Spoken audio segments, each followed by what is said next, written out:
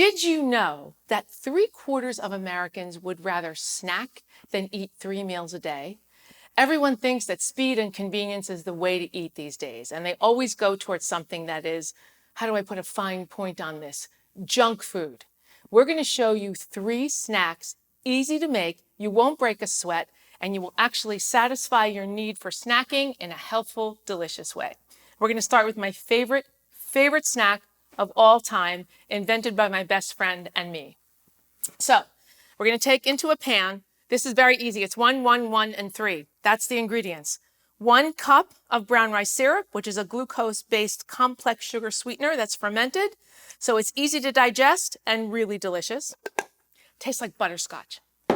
So we're going to put a little heat under the pan to start to soften the rice syrup. So all gets done in one pan, by the way. Next goes a cup of peanut butter. Now, if you store peanut butter upside down on the lid, it stirs itself. So I've even saved you that work. A cup of peanut butter. You can use creamy or chunky, salted, unsalted, whatever floats your boat. You can also use sunflower butter, almond butter, any nut butter that you like. I like peanut butter because then these taste like peanut butter cups with crunch. It doesn't get better than that. So peanut butter's in. And now a cup of stevia sweetened chocolate chips. They're fair trade, no added sugar. They're everything we love about chocolate and more. And now you stir this over a medium heat until everything melts together and becomes, to coin my dear friend and I who invented this technical phrase, goopy. My girlfriend Cynthia and I invented Asteroids. She used to have a kitchen, a natural food store with a kitchen, and I was her cook. And we used to make these Rice Krispie treats that had chocolate chips in them. And one day I was working and I was in a hurry and I added the chocolate chips too soon and they melted. And I ran up to her and I'm like, Sin, I ruined them. The chocolate melted and they're like these fudgy bars. And she went, yeah, not exactly ruined. So then we rolled them into little spheres and asteroids were born. So once it melts, which happens pretty quick, turn off your heat. And you add 3 cups of brown Rice Krispie cereal.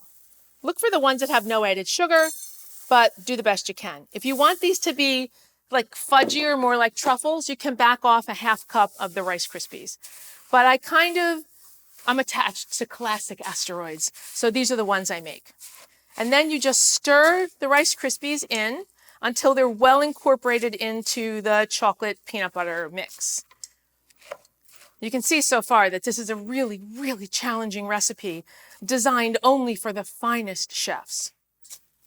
Okay, so now that it's all mixed together,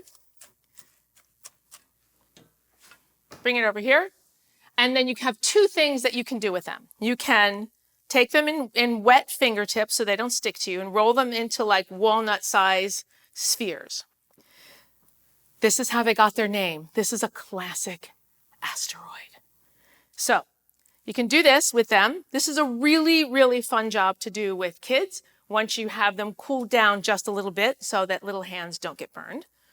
And you just roll these up and in about 15 minutes, they'll be set. If you feel like you'd like them to look like classic Rice Krispie treats, then you take them and you press them into a square pan like this. And then to serve them, you simply take your asteroids onto a plate, get a nice sharp knife, and cut the asteroid bars into squares. Now, I will give you one piece of advice when it comes to asteroids. Well, actually 2 pieces. First and foremost, make a lot. They don't last, and you're going to want them. Once people eat them, you'll be asked to bring them to every party, every potluck, every Halloween, you name it, you'll be asked to bring asteroids. Second rule, never, ever, ever put them in the fridge because they never get really soft again and you'll break your teeth. So I'm going to dive into these asteroids